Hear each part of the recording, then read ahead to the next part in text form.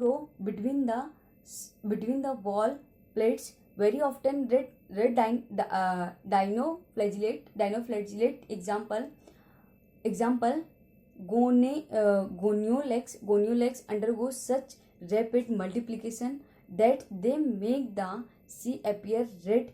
Red tides toxins released by such large number may even kill other marine animals such as fishes. ठीक है, अब हम बात करने वाले हैं यूग्लोनाइट्स की. हमने डाइनोफ्लैजिलेट ये वाला टॉपिक खत्म किया है, क्राइसोफाइट्स ये टॉपिक खत्म किया है किंगडम प्रोटिस्टा में. ठीक है, अब हम इसमें पढ़ने वाले हैं यूग्लोनाइट्स. ये किंगडम प्रोटिस्टा का सबसे पहले हमने क्राइसोफाइट्स, डाइनोफ्लैजिलेट, अब हम पढ़ने वाले हैं, दो टॉपिक हमने फिनिश कर लिए. अब हम पढ़ने वाले हैं यूग्लोनाइट्स. ये टॉपिक आप लोग ध्यान से सुनिएगा. ठीक है, majority of them are fresh water organism found in stagnant water. Instead of cell wall, they have a protein-rich layer called pellicle, which make their body flexible. They have two flagella, a short and a long one. Thought they are photosynthetic in the presence of sunlight. When deprived of sunlight, they behave like heterotrophs by predating on other smaller organism.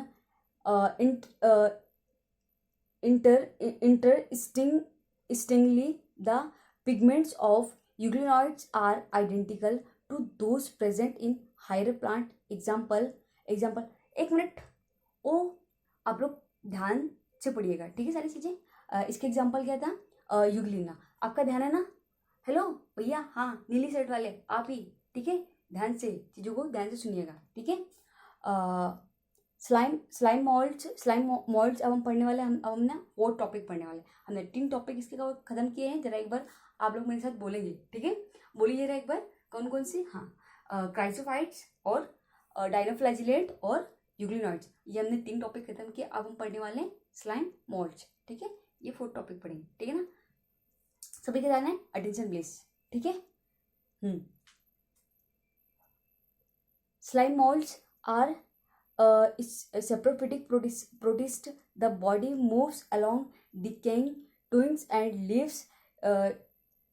कहाँ थे हम? हाँ, slime molds are saprophytic protist. The body moves along decaying twigs and leaves.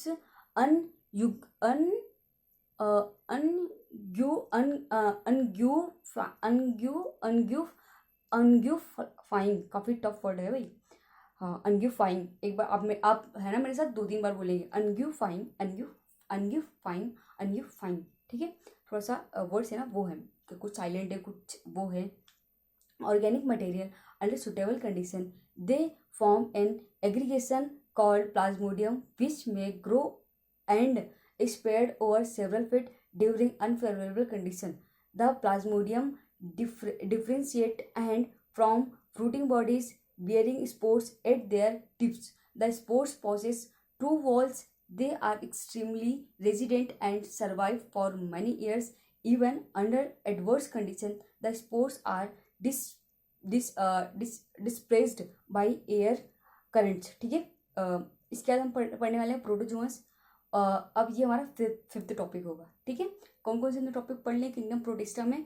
Chrysophytes, dinoflagellates, euglenoids, slime moulds और अब हम 4 topics हमने cover किया. अब हम पढ़ने वाले प्रोटोजोन्स. ठीक है ना, ओके. आप सभी की नजरें ना एनसीईआरटी पे एकदम होनी चाहिए.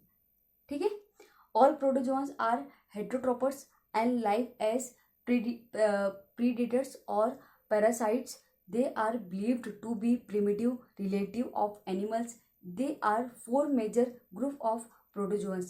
ठीक है, amoeboid protozoans. These organisms live in fresh water, sea water or moist soil. They move and capture.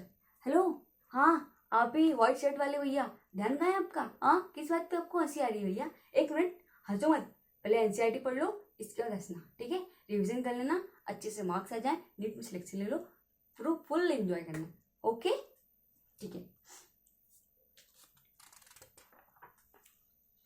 Topic हम आगे कंटिन्यू करते हैं। There prey by putting out pseudopodia falls fit in as in amoeba. Marine fawns have silica cells on their surface. Some of them, such as Antimba, are parasites, flagellated protozoans. The members of this group are either free-living or parasite. They have flagella. The parasitic form cause disease such as sleeping sickness. Example, trypanosoma. ठीक है.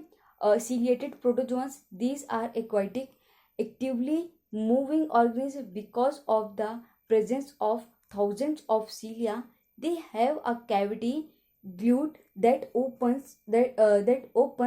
to the outside of the cell surface. The coordinated movement of the row of cilia cause the water laden with food to be excreted into the glued. Example, Paramecium. Sporozoans. These include diverse organisms that have an infection spore-like stage in their life cycle. The most notorious in Plasmodium malaria parasites, which cause malaria, a disease which has a staggering effect of human population. ठीक है. हमने कौन सा kingdom finish किया है? हमने kingdom protista finish किया है और हम किंगडम फंगी जो है आगे कंटिन्यू करेंगे. इसके बाद हम कौन कौन से टॉपिक पढ़ेंगे? फाइकोमाइसिटी पढ़ेंगे, एस्कोमाइसिटी पढ़ेंगे, बेसिडोमाइसिटी पढ़ेंगे. ध्यान है ना? नींद तो नहीं आ रही है ना? हाँ बिल्कुल सुना नहीं है भैया.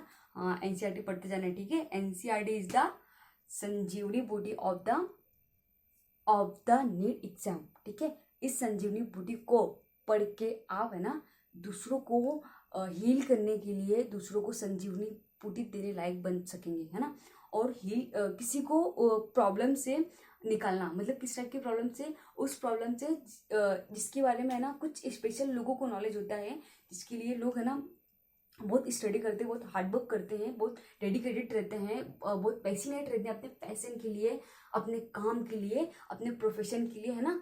उनमें से एक आप होंगे. इस संजीवनी बूटी को पढ़ के, इस संजीवनी बूटी को खत्म करके ना आप जब उसको पिए के है ना आप उसमें से एक ऐसे संजीवनी बूटी देने लायक जब बन जाएंगे ना, तो आपको जो फील होगा, आपको जो हैप्पीनेस मिलेगी ना, वो वन ऑफ द बेस्ट होगी. ओके.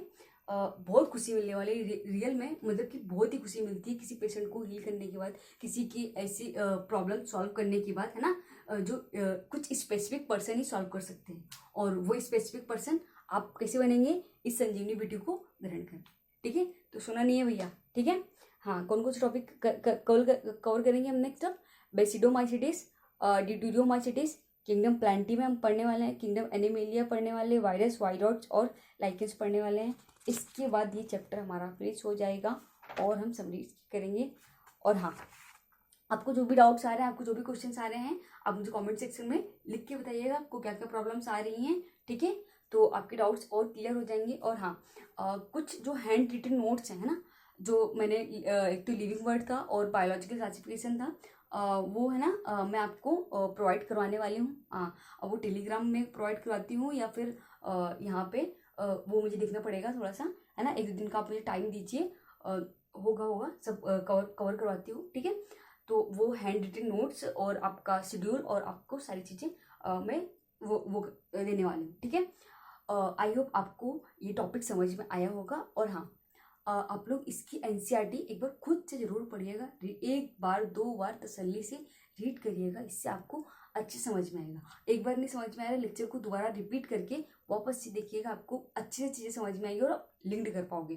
ठीक है. आपकी चीज़ें ब्रेन में सेट हो जाएंगी. ठीक है. हाँ, अब आप सो सकते हैं आराम से जाके, बढ़िया मस्त बिंदास होके. ठीक है. तो फिर मिलते हैं नेक्स्ट लेक्चर में, जिसमें हम पढ़ने वाले हैं किंगडम फंगी और अगला टॉपिक. ठीक है. इसी चैप्टर को हम इस एनसीईआरटी पॉडकास्ट सीरीज में कंटिन्यू करेंगे. तब तक के लिए थैंक यू वेरी मच. मिलते हैं फिर हम नेक्स्ट उसमें लेक्चर में. ठीक है. Okay, bye, good night.